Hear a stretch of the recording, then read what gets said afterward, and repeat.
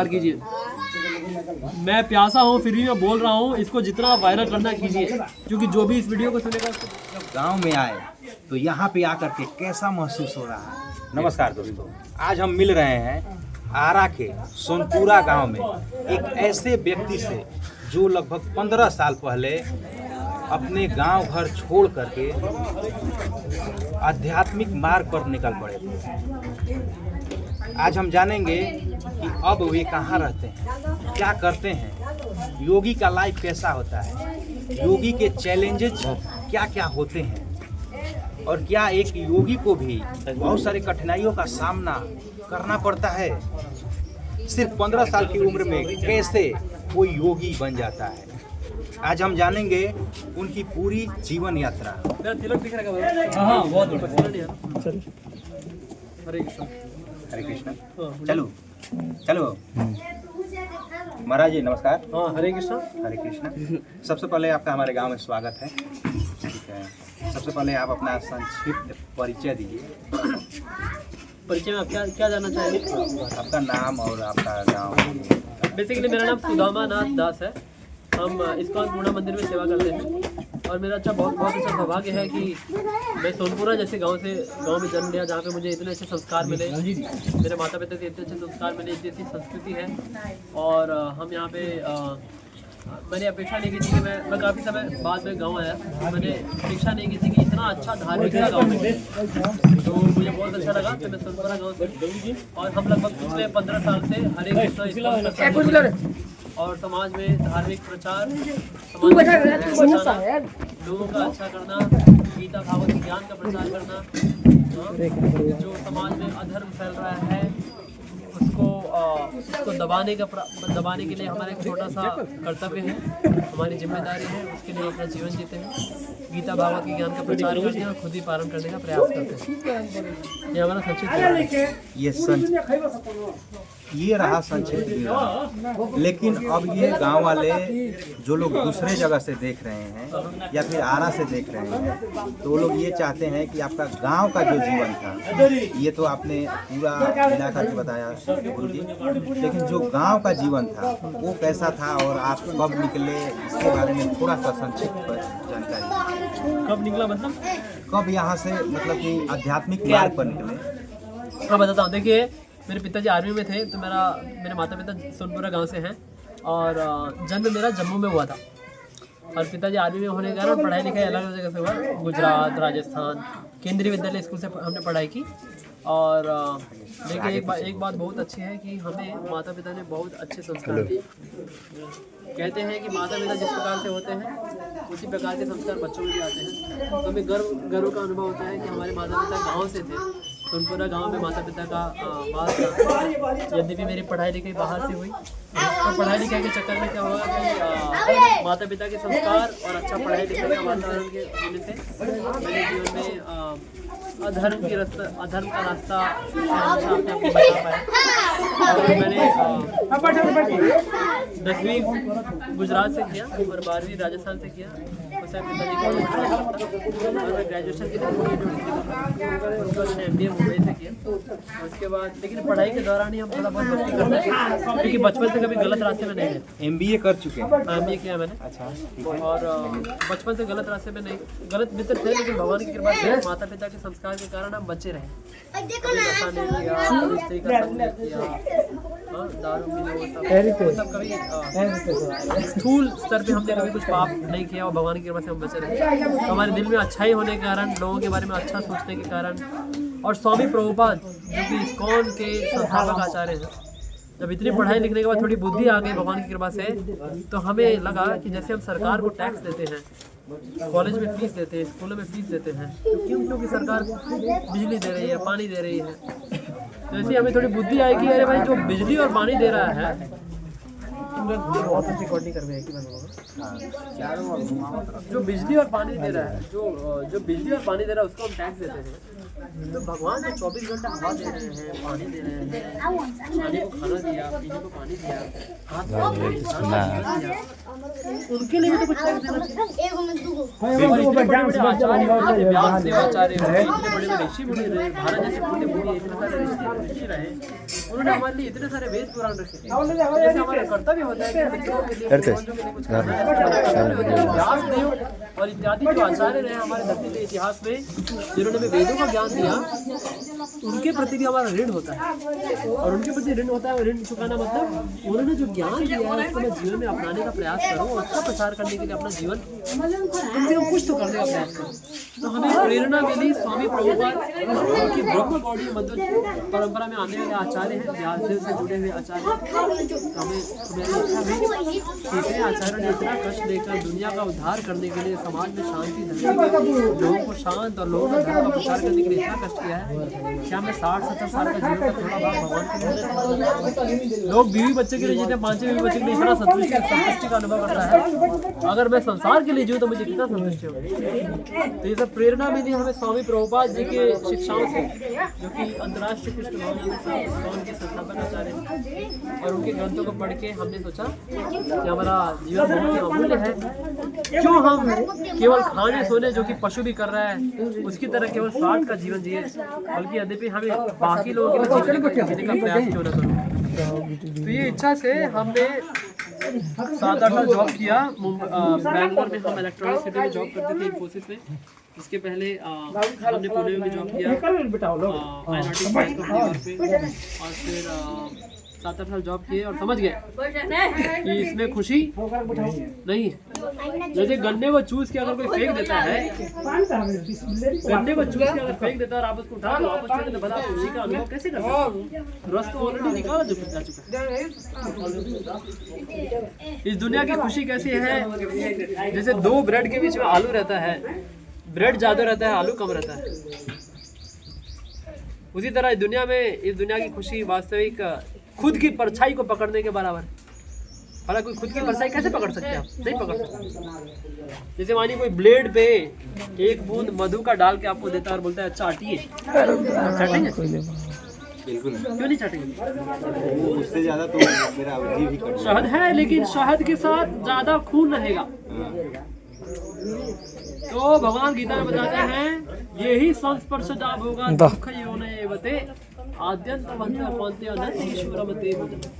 भगवान बता रहे बुद्धिमान व्यक्ति की परिभाषा बता रहे भगवान कृष्ण गीता में, जो हमने पढ़ी कि बुद्धिमान व्यक्ति इस दुनिया के खुशी के पीछे नहीं भागता। क्यों? क्योंकि इस दुनिया की हर खुशी आदि अंत, आद्यंत, आदि शुरुआत होती है और अंत हो जाता है। तो आप में से कौन कौन ऐसी खुशी चाहते हैं जो कभी खत्म नहीं हो? हर कोई चाहता है ऐसी खुशी जो कभी खत्म नहीं हो, लेकिन इस दुनिया में कोई ऐसी खुशी नहीं है जो कभी खत्म नहीं होती है। ज्यादा खा लेंगे तो पेट में प्रॉब्लम, ज्यादा सो लेंगे तो कमर में प्रॉब्लम, ज्यादा सेक्स कर लिया तो एड्स, HIV, क्या क्या रोग होते हैं। तो इस दुनिया में कोई खुशी ऐसी है नहीं जो कभी खत्म नहीं होती। वास्तविक खुशी जैसे बच्चे की खुशी पानी में होती है, बच्चे की खुशी माँ की गोद में होती है, ऐसे भगवान कृष्ण गीता बताते हैं शरीर में, चमड़े के शरीर में आत्मा होती है।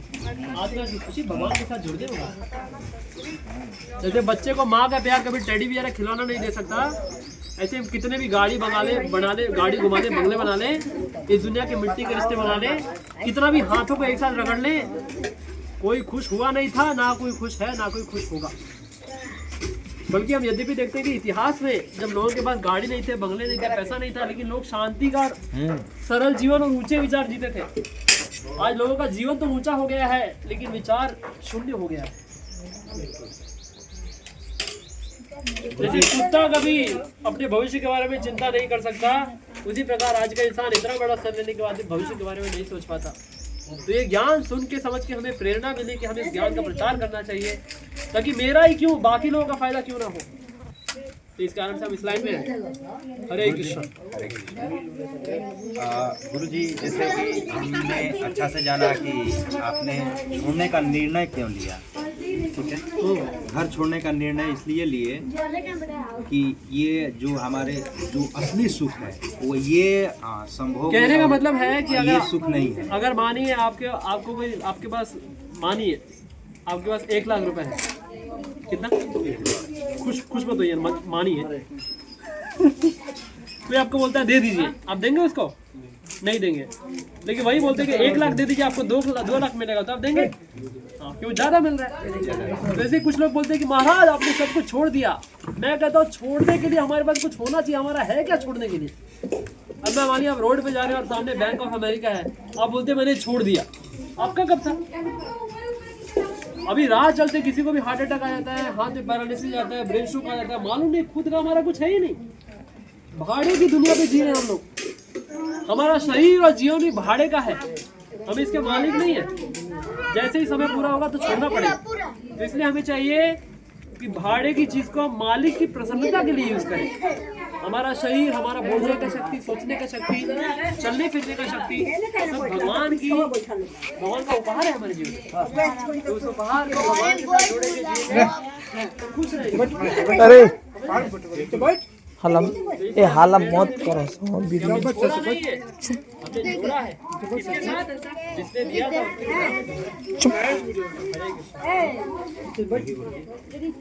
गुरुजी, ये हम जानना चाहते हैं कि अभी आप कहाँ रहते हैं और क्या करते हैं? अभी हम पुणे मंदिर में सेवा करते हैं। हमारा बेस इस्कॉन पुणे मंदिर में MVCC कातरज, बहुत अच्छा गेस्ट हाउस है, बहुत अच्छा सुंदर दर्शन है। पुणे में घूमने लायक जगहों में से टॉप 3 जगह में आता है हमारा मंदिर। तो आप सबसे निवेदन करते हैं, श्रोतागण जो भी हमें सुन रहे हैं, ऑनलाइन ऑफलाइन, आप सबको हार्दिक इन्विटेशन करते हैं। कभी टाइम निकाल के आइए, परिवार के साथ। अच्छे गेस्ट हाउस है, सुंदर दर्शन है भगवान का, आंखों से देख लेंगे भगवान को तो मोबाइल में इधर उधर देखने की चिंता नहीं रहेगी, इच्छा नहीं रहेगी। एक बार भगवान का प्रसाद खाएंगे तो इधर उधर खाने का मन नहीं करेगा। जैसे 2 लाख मिल रहा है तो 1 लाख छोड़ देंगे, ऐसे ही भगवान की भक्ति का आनंद एक बार मिल जाएगा तो आपको इस दुनिया का जड़ आनंद में मजा नहीं आएगा। तो हम इस्कॉन पुणे में रहते हैं, वहाँ पे ब्रह्मचर्य व्रत का पालन करते हैं और हम हमारे 4 नियम होते हैं जो कि हम फॉलो करते हैं। जैसे कोई भी पुलिस है तो नियम का पालन करता है, सरकार में तो नियम का पालन करता है, डॉक्टर का भी उसका भी जॉब का नियम रहता है, इतने बजे जाना है, इतने बजे जाना है। ऐसे हमारा नियम रहता है कि हमारा नियम जो है वास्तव में इंसान का नियम, रात को जल्दी सो जाना, सुबह को जल्दी उठ जाना। प्रातः काल का समय जो 24 घंटे में सबसे पवित्र समय माना जाता है, उसमें भगवान का स्मरण करना है। तो सुबह 4:30 बजे मंगल आरती होती है, उसके बाद भगवान के नाम का जप किया जाता है, उसके बाद श्रीमद् भागवतम का ज्ञान सुना जाता है। उसके बाद दिन भर हम अलग अलग सेवाएं करते हैं, जैसे कॉलेजेस में जाना, कंपनीज में जाना, प्रचार करना, हरिनाम करना, ग्रंथों के ज्ञान का वितरण करना इत्यादि। और फिर सरल जीवन, ऊंचे विचार, जीवन में पवित्रता, मन में पवित्रता करने के लिए हम अपना जीवन प्रयास करते हैं और रात को जल्दी सो जाते हैं। ये हमारा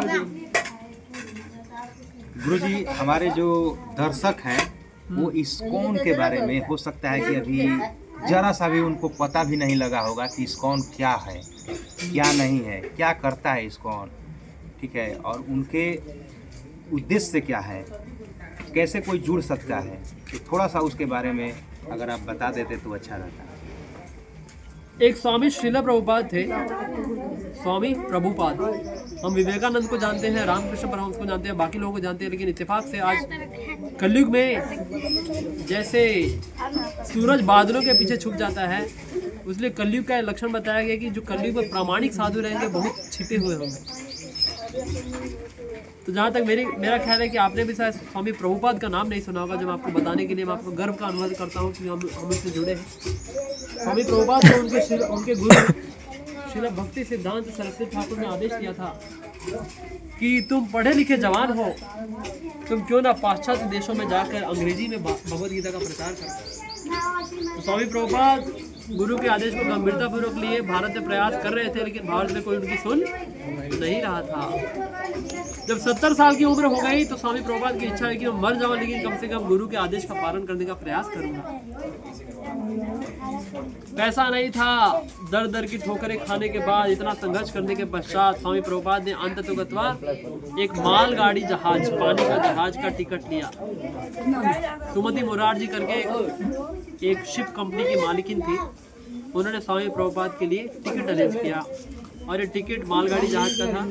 स्वामी प्रभुपाद अपने जो भी गुरु के आदेश थे उनको एक ग्रंथों में संकलित किया, श्रीमद् भागवतम का लेकर, ऐसे कुछ ग्रंथ लेकर, और केवल 40 रुपए, कितना 40 रुपए लेकर 70 साल की उम्र में जब कोई बूढ़ा आदमी रोड क्रॉस करने में भी डरता है, स्वामी प्रभुपाद को अपने गुरु के आदेश पे इतना गर्व था, इतना विश्वास था, चुप रहा। 70 साल की उम्र में अकेले पानी के मालगाड़ी के जहाज में, जहाँ पे उनको छोड़ने के लिए भी केवल पोरबंदर पे बंदरगाह पे केवल 4 लोग थे। किसको मालूम था कि आगे जाके आचार्य क्या करने वाले। गए नाव पे 2 हार्ट अटैक आए, कप्तान बोले महाराज वापस चले जाइए, तीसरा आएगा तो कोई बचाने वाला नहीं रहेगा। स्वामी प्रभुपाद बोले अगर वो वापस चले जाऊंगा तो दुनिया वाले हंसेंगे कि अरे बाबा डर के मारे वापस आ गए। बोले मर जाऊंगा तो कम से कम क्या बोलेंगे कि गुरु के आदेश को पूरा करने के लिए अब जान दे दी। भगवान स्वामी प्रभुपाद बताते अपनी डायरी भी लिखा करते थे रात को, क्या क्या हुआ आज, क्या हुआ आज, क्या हुआ। 30 दिन की यात्रा थी लगभग पानी में, भारत से अमेरिका जाने की, अमेरिका जाने का मालगाड़ी का जहाज।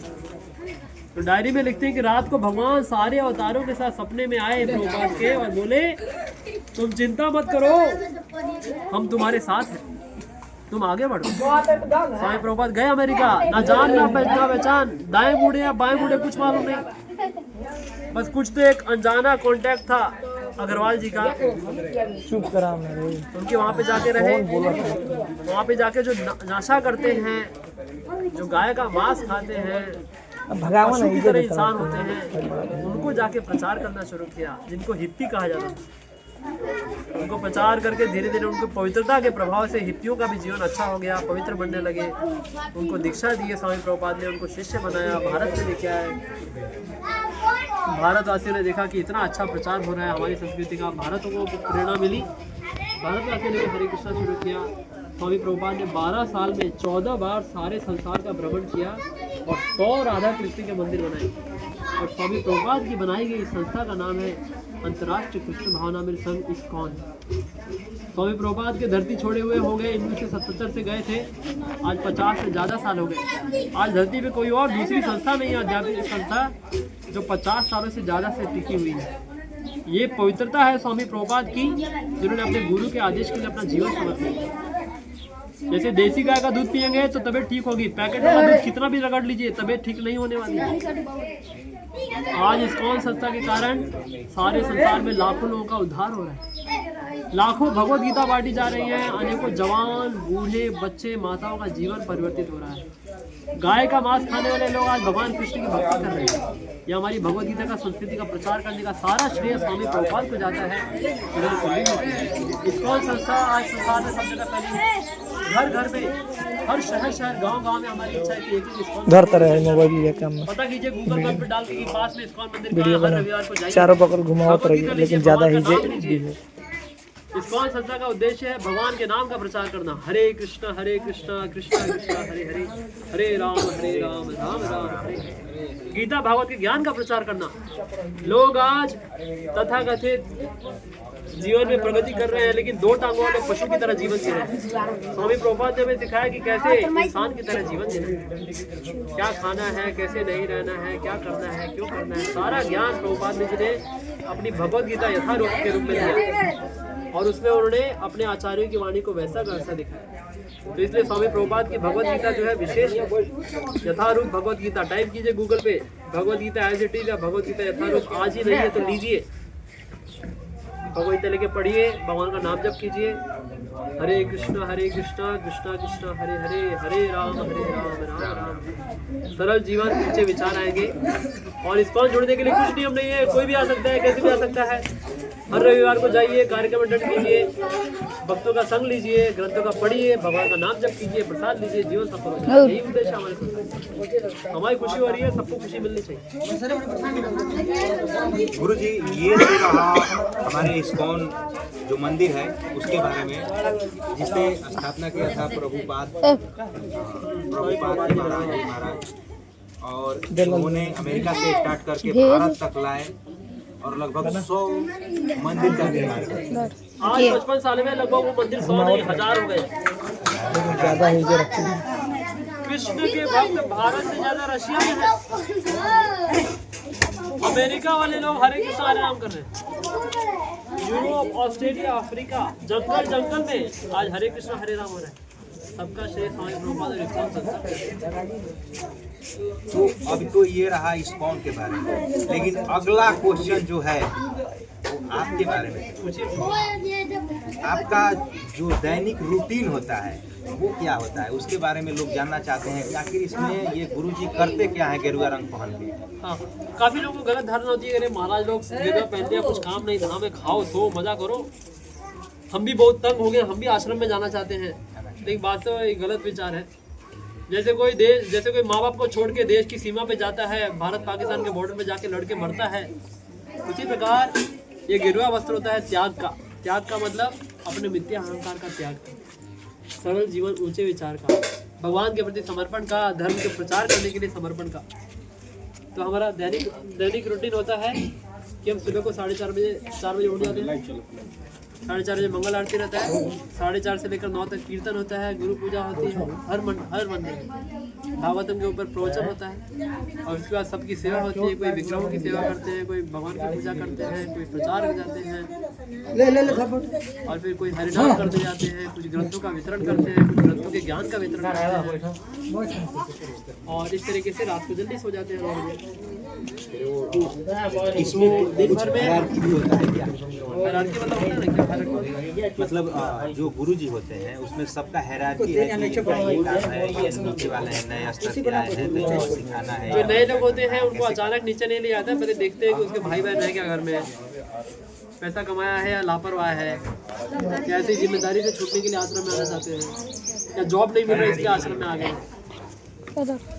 ये सब चीज़ें देखी जाती हैं और फिर उनको ट्रेनिंग दिया जाता है 1 महीने 2 महीने का, जैसे वो बताए कैसे रहना है, जम रहा है क्या है, नहीं जम रहा है, तबीयत ठीक है क्या, बैलेंस कर पा रहे हैं क्या। तो उन्हीं से पूछा जाता है कंटिन्यू करना है क्या। फिर 1 साल और उनको ट्रेनिंग करता है, फिर 1 साल के बाद वापस पूछा जाता है, फिर 3 साल होता है, फिर 3 साल के बाद 5 साल होता है। बार बार पूछा जाता है जम रहा है क्या, हो पाएगा क्या। 5 साल के बाद उसको समझ में आता है कि मेरा चरित्र कैसा है, मैं कर पाऊंगा या नहीं। तो काफी लोग गृहस्थ बनते हैं। गृहस्थ मतलब बीवी बच्चे वाले लोग। अभी सबके जरूरत नहीं है गेरुआ वस्त्र पहनने की। भगवान ने कहीं नहीं कहा गेरुआ वस्त्र पहन के भक्ति करना। बहुत कम लोग उसी स्कूल में जिसने पढ़ाई किया उसी में टीचर बन जाते हैं। बहुत कम लोग, काफी लोग पास होते जाते हैं जो सीखा और फॉलो करते हैं। मैंने कहीं अपेक्षा नहीं करते गेरुआ वस्त्र पहनने का, कुछ जरूरत नहीं है। आप जहाँ हैं जैसे हैं, बीवी बच्चे के साथ है, शादी हुआ शादी नहीं हुआ, हर कोई भक्ति कर सकता है। तो यही हम प्रचार करते हैं, भगवान का नाम जप कीजिए, गीता भागवत पढ़िए। मंदिर में जैसे हम स्कूल जाते हैं, कॉलेज जाते हैं, ऐसे इस्कॉन मंदिर में आके हमें गीता का ज्ञान जीवन में कैसे उतारना जानने को मिलता है। यही कुछ विचार है। क्या पूछा? हाँ, रूटीन बता दिए। रूटीन 2 बार खाते हैं, ये 3 बार खाने का, ब्रेकफास्ट लंच डिनर, ये सब ब्रिटिश का कॉन्सेप्ट है। ये शर्ट पैंट पहनने का भी अंग्रेज लोग लेके आए। भारत का संस्कृति धोती कुर्ते का है। ये टीका लगाना हमारा सबके पहले सबका ये था।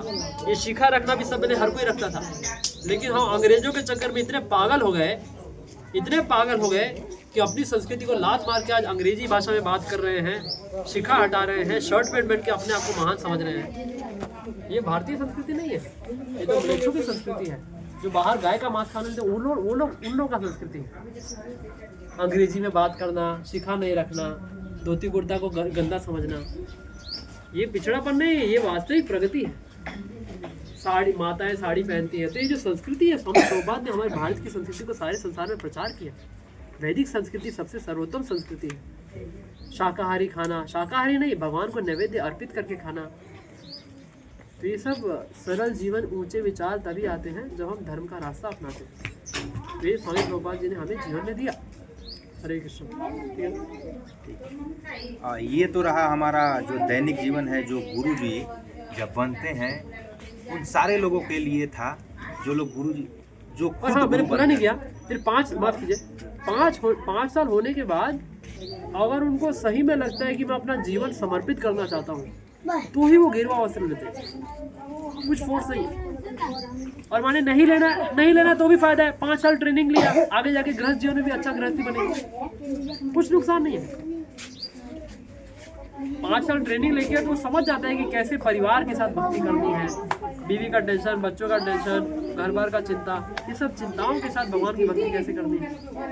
तो ये प्रशिक्षण बहुत जरूरी है, ये सबके लिए चाहिए, सबको ट्रेनिंग लेना चाहिए। ट्रेनिंग लेके हम जानते हैं कि कैसे हम व्यवहारिक जीवन में रह के अपने परिवार के साथ, सारे रिश्तों के साथ, अपने व्यवसाय के साथ, अपने कर्म के साथ धर्म को जोड़ के जी सकते हैं। कुछ लोग समर्पित होना चाहते हैं तो ठीक है, 5 साल के बाद तो गेरुआ वस्त्र धारण करते हैं, फिर ब्रह्मचारी बन जाते हैं, फिर आजीवन धर्म का प्रचार करते हैं।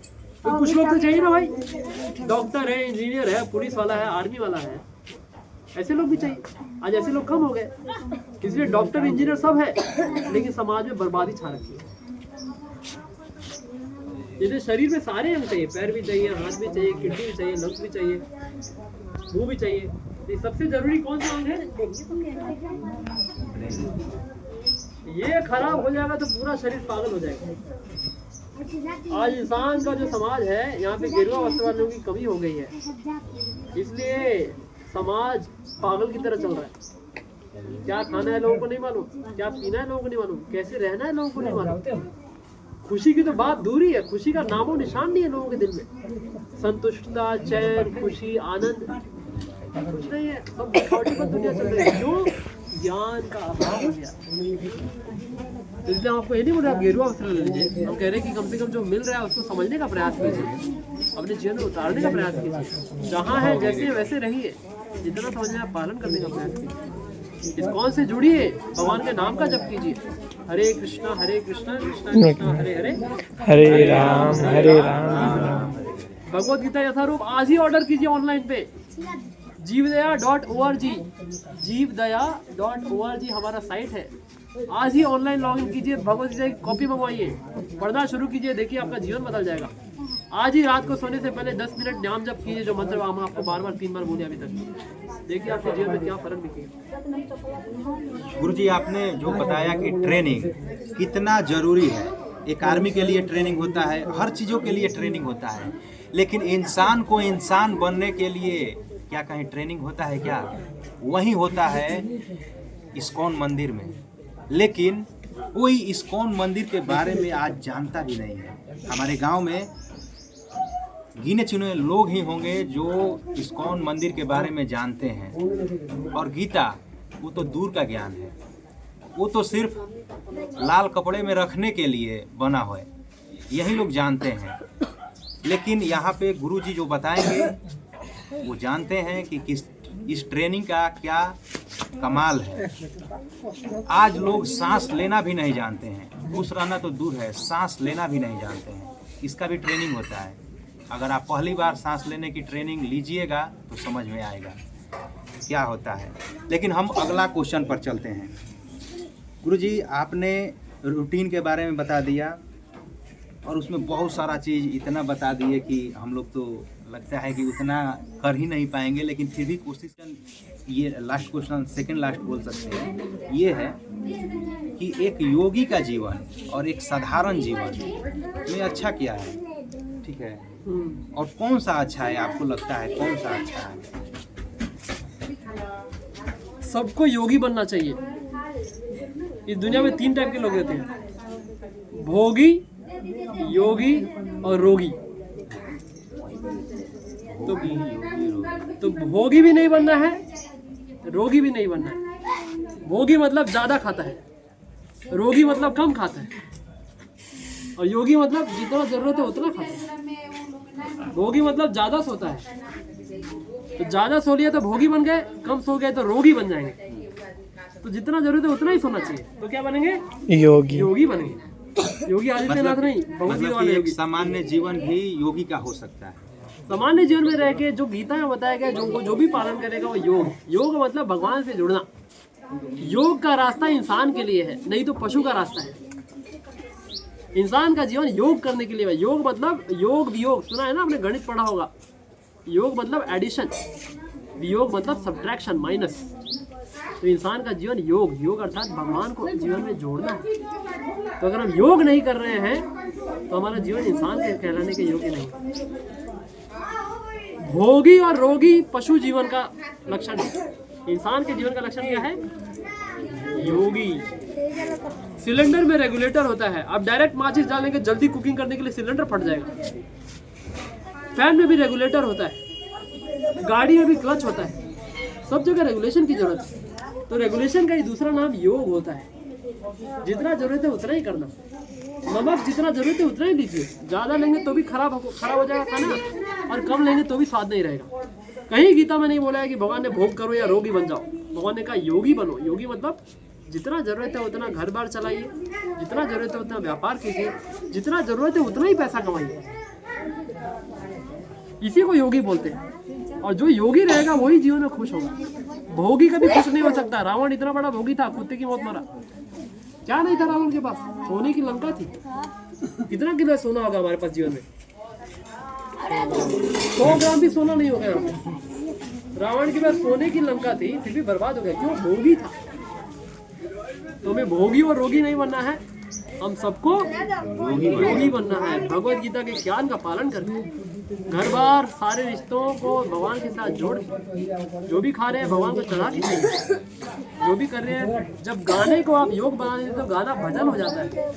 जब नाचने को आप योग बनाए तो नाचना कीर्तन हो जाता है। जब चलने को आप योग बनाए तो चलना यात्रा हो जाता है। तो हर चीज को भगवान के साथ जोड़ के हम उसको योग का रास्ता बना सकते हैं। कुछ भी छोड़ना नहीं है, भगवान को जोड़ना है।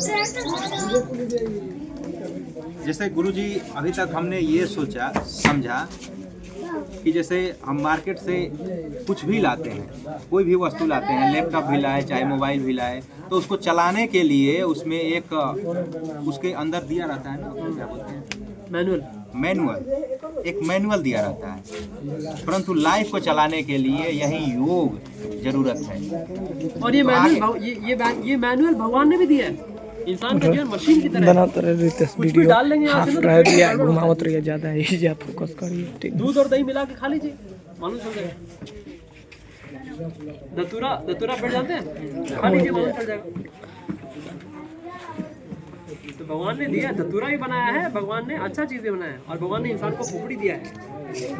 विवेक बुद्धि से जानिए, दतूरा खाना है या सब्जी खाना है। पशु को ये बुद्धि नहीं है। तो इसलिए गीता का ज्ञान सिर्फ भगवान नहीं बताता है। गीता का नहीं बताता क्या खाना है, कैसे सोना है, कैसे रहना है। इसलिए गीता जीवन का मैनुअल है। आज इंसान जीवन बिना गीता के ज्ञान का पालन कर रहा है। खाने सोने का भी ठिकाना नहीं, करोड़ों कमा रहे लेकिन खा नहीं सकते। सोने के लिए 50,000 का बेड है, नींद नहीं आ रही, नींद की गोली खा के सो रहे हैं। क्या मतलब? उससे अच्छा तो पशु है, बाहर चैन की नींद सोता है। हम इतना पैसा कमाते हैं, इतना पैसा कमाते हैं कि सोने और खाने का ठिकाना नहीं। क्यों जरूरत है इतना लालच? एक बोरी चावल रखेंगे तो चिड़िया एक दाना चुग के खा चली जाएगी खुशी से। इंसान मूर्ख लालची इंसान पूरा बोरी उठा के ले जाता है। यही हमारे सरदर्द का कारण है। सरदर्द का कारण है कि जो जरूरत है वो नहीं देख रहे हैं, हम लालची बन गए। तो गीता ज्ञान हमें बताता है कि कैसे लालची नहीं बनना है, अपनी जरूरतों से संतुष्ट रहना है। तो जीवन का मैनुअल है भगवत गीता यथारूप। वापस बता रहा हूँ, जीवदया.org साइट है, ऑनलाइन तुरंत भगवत गीता की कॉपी मंगवाइए और पढ़ाई तो जी। ये जीवन की बातें हम लोग तो समझ गए, लेकिन कुछ भावनात्मक क्वेश्चन क्या सामना करने के लिए रेडी हैं? हाँ, हमेशा रेडी है जी बिल्कुल। तो जैसे 15 साल पहले आपने जब घर छोड़ा था, तो उस वक्त आपके माइंड में चल रहा था कभी लोग बोलते अरे इसको कुछ तो खिला दिया, किसी ने सर घुमा दिया, कुछ तो जादू टोना कर दिया, इसलिए बाबा जी छोड़ के भाग गए। नजदीक नजदीक नजदीक। नहीं, मैं आपको सच बताता हूँ, मुझे किसी ने कुछ खिलाया नहीं, किसी ने कुछ पिलाया नहीं। मैं तो कहूँ थोड़े समय के लिए माता पिता को बुरा लगता है, मेरे बच्चे को इतना पढ़ाया लिखाया, इतना बड़ा किया, समाज क्या बोलेगा, लोग क्या कहेंगे।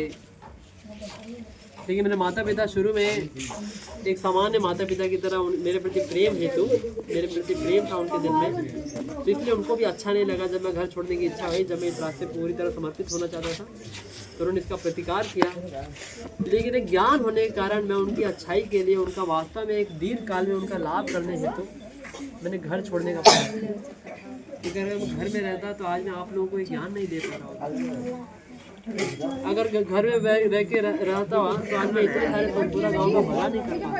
आज मुझे आप लोग सुनने के लिए नहीं होते, आते क्या? अगर मैं सामान्य बीवी बच्चा वाला आदमी होता तो आप लोग सुनते क्या इतना ध्यान से? आपको सम्मान क्यों है मेरे ऊपर? क्योंकि मैं कुछ तो कष्ट लिया। कोई देश की सीमा पे जाके मर जाता तो उसको सल्यूट करते हैं, क्यों? वो भी हमारी तरह होता है, लेकिन वो देश पे गया, देश की सीमा पे गया, इसलिए हम उसको प्रणाम करते हैं, उसको शहीद बोला जाता है। देश के लिए शहीद तो बहुत लोग मिल जाएंगे, लेकिन धर्म के रास्ते पे शहीद होने के लिए थोड़ा कष्ट तो देना पड़ेगा। जो कष्ट मैंने माता पिता को दिया मैंने भी दिया, ऐसा नहीं कि लोग खुशी खुशी, लेकिन जैसे कैंसर से ठीक होने के लिए केमोथेरेपी का दर्द लेना पड़ता है, ऐसे ही समाज में भला करने के लिए थोड़ा दर्द लेना पड़ता है। तो हम ये नहीं कहते कि आपको भी दर्द लेने की जरूरत है, आप जितना कर सकते हैं उतना ही कीजिए। हमें भगवान की कृपा से भगवान ने हमें शक्ति दी कि हम कर पाए, और आज मेरे माता पिता का जीवन में आशीर्वाद है। मेरे माता पिता भी, मम्मी 8 माला 1 घंटा जप करती है, पिताजी भी 4 माला करते हैं, आधा घंटा जप करते हैं। तो हमें बहुत गर्व होता है कि आज मेरे माता पिता मेरी चीज़ को समझ पाए और उन्होंने मुझे वापस स्वीकार किया, जो मैं कर रहा हूँ वो भी कर रहे हैं, और उन्होंने सोनपुरा गांव में प्रचार करने के लिए मदद की। कार्यक्रम हुआ, अनेकों लोगों का अच्छा हो गया। इसका कारण क्या है? कारण ये है कि मैंने थोड़ा दर्द लिया ताकि दीर्घ काल में लोगों का अच्छा हो, इसलिए मैं थोड़ा दर्द लेके घर छोड़ा।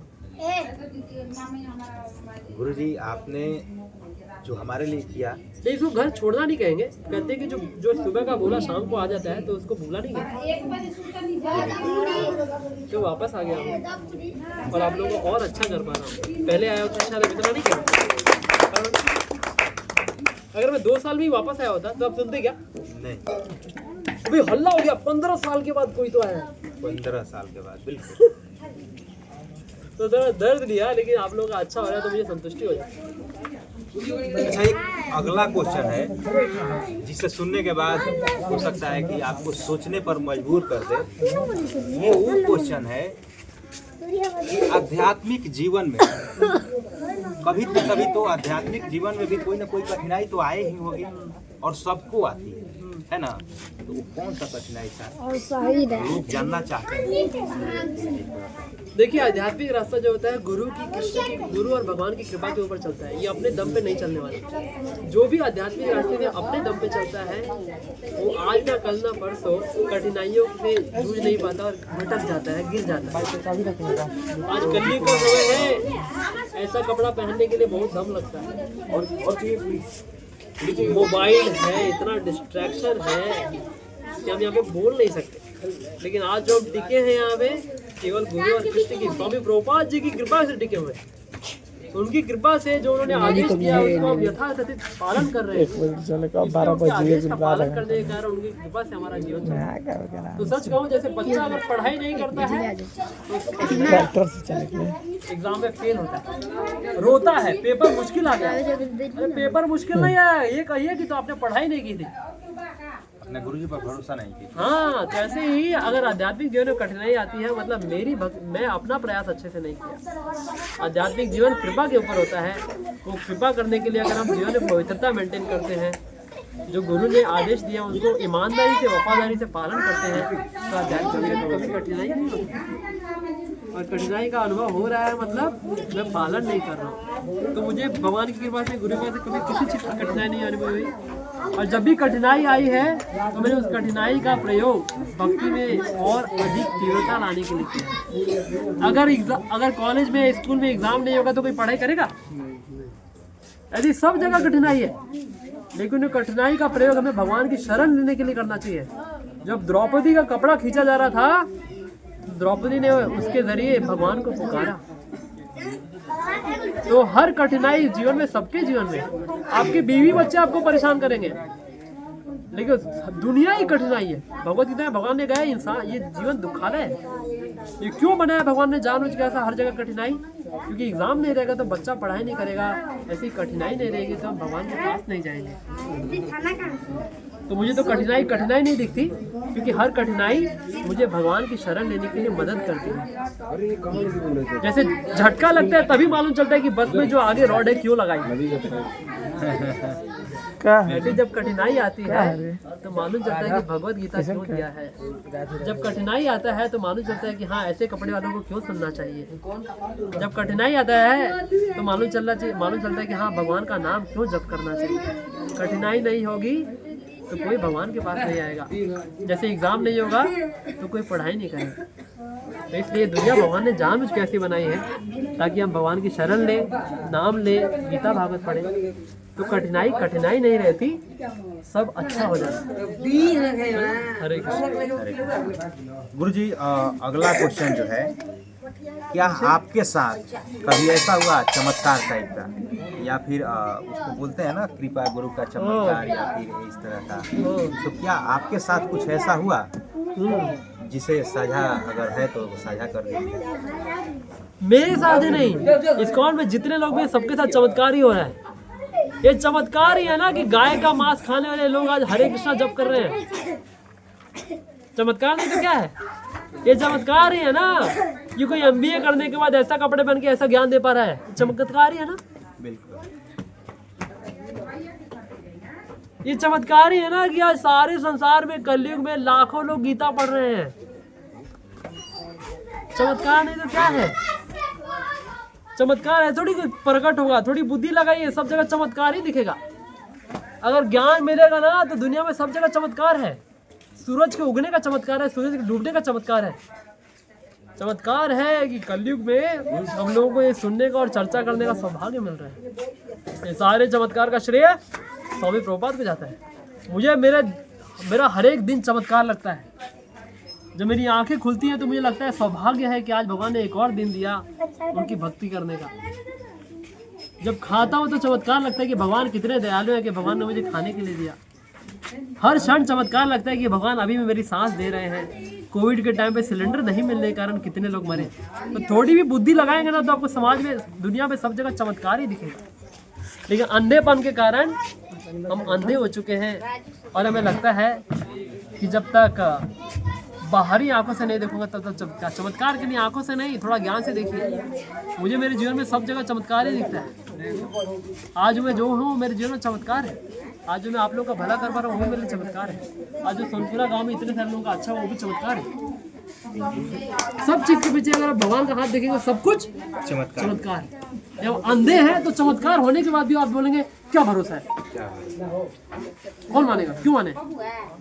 तो जो नास्तिक है उसको कभी चमत्कार नहीं दिखेगा। जो आस्तिक है उसको दुनिया में पग पग पे एक चिड़िया की आवाज के पीछे भी उसको चमत्कार दिखेगा कि भगवान ने क्या चिड़िया बनाई, भगवान ने क्या कुत्ता बनाया, क्या आवाज निकालता है, भगवान ने क्या सच्ची बनाई है, हवा, पानी, सांस, इंसान का कीमती जीवन, इतना अच्छा बोलने का शक्ति, इतना अच्छा गीता का काम, सब चमत्कार नहीं तो क्या है सर। ये सोचने के लिए थोड़ा ज्ञान लगता है। नजरिया सबका अलग अलग। काला पहनेंगे तो सब काला दिखेगा, पीला पहनेंगे तो सब पीला दिखेगा। तो चमत्कार देखने के लिए गीता का ज्ञान का चश्मा पहनिए। चमड़ी की गोटियों से क्यों देख रहे हैं। चमत्कार तो हो गया कि हर चीज चमत्कार है। अगर आप भगवान का हाथ देख रहे हैं तो जो भी घटनाएं घट रही है वो सारे चमत्कार के रूप में ही आए। अगला क्वेश्चन है कि इन 15 सालों में कुछ तो सबक सीखा होगा आपने। उस सबक क्या था, 5 शब्दों में या फिर 1 मिनट में। सबक ये सीखा मैंने कि हमारा इंसान का जीवन बहुत कीमती है। जैसे कमल के पत्ते पे पानी की बूंद कब टपक जाएगी मालूम नहीं है, इसलिए हमारा कब ये हार्ट पंप बंद हो जाएगा और हम गिर जाएगा मालूम नहीं है। तो इसलिए कृपया करके जीवन को लाइटली मत लीजिए, केवल खाने सोने में व्यर्थ मत गवाइए। जो इंसान के जीवन का वास्तविक कर्तव्य भगवान के साथ जुड़ना, उसकी गंभीरता को समझ के भगवान का नाम जप करना, गीता भागवत का अध्ययन करना, ताकि शरीर छोड़ने के बाद मिट्टी की दुनिया में आत्मा को अगला जन्म नहीं मिले, आत्मा भगवान के धाम जाए। जैसे बच्चा अपनी माँ की गोद में जाता है और जैसे मछली पानी में जाती है। ये जगत वास्तविक जगत नहीं है। हमारा वास्तविक घर हम ये चमड़े के अंदर हम आत्मा है। अगर हम ये सब करेंगे तो हम शरीर छोड़ने के बाद भगवान के धाम जाते हैं। ये मिट्टी की दुनिया हम लोग यहाँ पे आके फंस गए हैं। यहाँ से निकलना है। निकलने के लिए भगवान ने गीता में भक्ति का रास्ता दिया है, तो उसका पालन करके गंभीरतापूर्वक 60-70 साल में अच्छे से कर लिया तो जीवन पार हो जाएगा। सब जन्म मृत्यु का चक्र समाप्त हो जाएगा। यही सबक है हमारा जो सीखा हमने। थैंक यू गुरु जी। अब उन युवाओं के लिए क्वेश्चन है कि युवाओं मोबाइल से इतना डिस्ट्रैक्टेड हैं या फिर हर चीज़ से डिस्ट्रैक्शन है, तो उन डिस्ट्रैक्शन के लिए फिर या फिर उसके लिए क्या सलाह देना चाहेंगे? या जस्ट लास्ट फ्यू सर उनके लिए क्या संदेश है? हाँ, उनके लिए क्या संदेश है? थोड़ा जल्दी इसीलिए बोले 2 मिनट। नो प्रॉब्लम, हम बता रहे हैं, आगे प्रचार कीजिए। मैं प्यासा हूँ फिर भी मैं बोल रहा हूँ, इसको जितना वायरल करना कीजिए, क्योंकि जो भी इस वीडियो को सुनेगा उसको बहुत ज्ञान मिलेगा। डिस्ट्रैक्शन मतलब उसके लिए, तो इसलिए हम सिर्फ निवेदन कर रहे हैं कि हमें चाहिए कि हमें अच्छा संग लेना चाहिए। जैसा संग वैसा काम नहीं, रंग। जैसा संग रहेगा वैसा ही रंग हो जाएगा। कौवा भी बगलो हंस के साथ रहेगा तो कौवा भी हंस की तरह बन जाता है, और हंस भी अगर कौवा के साथ रहेगा तो सफ़ेद होने के बावजूद भी कौवा हो जाएगा। तो आज युवा पीढ़ी संघर्ष इसलिए कर रही है क्योंकि युवा पीढ़ी को अच्छा संग नहीं ले रही है। ये भगवान ने हमारे हाथ में दिया है ना कि जो भक्तों का संग है उनका बहुत ज़रूरी है। आज आप मुझे सुनेंगे, मुझे समझेंगे तो आपका जीवन बदल जाएगा। तो संग मतलब सिर्फ रहना नहीं होता, संग मतलब किसको सुन के समझ के जीवन में पालन कर रहे हैं। तो संग रखेंगे अच्छा, गीता भागवत पढ़ेंगे तो सबके लिए अच्छा होगा। भगवान का नाम जप कीजिए। कुछ मोबाइलों पर डिस्ट्रैक्शन, जैसे अभी कोई बड़ा हो जाता है तो गुब्बारे से खेलता नहीं है, ऐसे युवा पीढ़ी जो भी शिकार बन रही है खराब आदतों का, केवल इसलिए क्योंकि धर्म का रास्ता जीवन में नहीं है। कुछ अच्छा मिलेगा तो खराब चीज़ अपने आप छूट जाएगी। बिल्कुल, कुछ अच्छा मिलेगा तो खराब अपने आप छूट जाएगा। मतलब कि जो टेस्ट है उसको बढ़ा दीजिए, अपर लेवल का टेस्ट लेना शुरू कर दीजिए। अगला क्वेश्चन है गुरुजी, बहुत ही पर्सनल है, पूछिए। जैसे आप जब गांव में आए तो यहाँ पे आकर के कैसा महसूस हो रहा है? क्यों सब मैं यहाँ पे आया था ना, तो मुझे बहुत अच्छा लग रहा था। मैं हर चीज़ को अच्छे से देख रहा था कि पहले क्या था, आज क्या हो गया। खेत खलिहान, घर बार, आप लोग यहाँ पे सब रिश्तेदार, तो ये बहुत अच्छा लगा। लेकिन एक सबसे अच्छी चीज़ लगी ना मुझे कि मैंने सोचा नहीं था कि गांव वाले मुझे इतने आसानी से स्वीकार करेंगे। लेकिन मैंने देखा ये सबसे अच्छा लगा। हाँ, लेकिन मैंने देखा कि इतने सारे लोग भगवत गीता के कार्यक्रम में आए, इतने सारे लोग मुझे मिलने आए, तो मुझे लग ही नहीं रहा कि मैंने गांव छोड़ा था। मैं भूल गया। मुझे आज भी लगता है कि आप लोग मुझे इतना आज प्रेमपूर्वक स्वीकार कर रहे हैं, और आपने इतने सारे लोगों ने भगवत गीता ली, भगवान का नाम जप करना शुरू किया है। सुबह शाम यहाँ पे इतने सारे लोग मिलने के लिए, आरती के लिए आया करते हैं, तो बहुत अच्छा लगा। मुझे एक परिवार लगता है, मुझे लगता नहीं कि मैंने कभी गाँव छोड़ा। गुरुजी, आपसे लोग कैसे जुड़े रह सकते हैं, इसके बारे में कुछ ऐसा हम लोगों को बता सकते हैं तो अच्छा एक शीट हम पास करेंगे। हम सबसे निवेदन करते हैं कि वो शीट में आपका नाम और नंबर लिख दीजिए। हाँ, कमेंट में अपना नाम नंबर डाल दीजिए, ठीक है। वहाँ से आपका नंबर बताइए। मेरा नाम 6206794872 है। जी, धीरे धीरे बोलिए। 6206794872 ये मेरा नंबर है, और वहाँ पे कमेंट में नंबर डाल दीजिए, मैं गुरुजी को दे दूँगा। और ये हम एक व्हाट्सएप ग्रुप बनाएंगे। इनके नंबर पे आपका नंबर मैसेज कर दीजिए, एक व्हाट्सएप ग्रुप तैयार करेंगे, और उसमें हर हफ्ता आधे घंटे का प्रवचन में देने को तैयार है।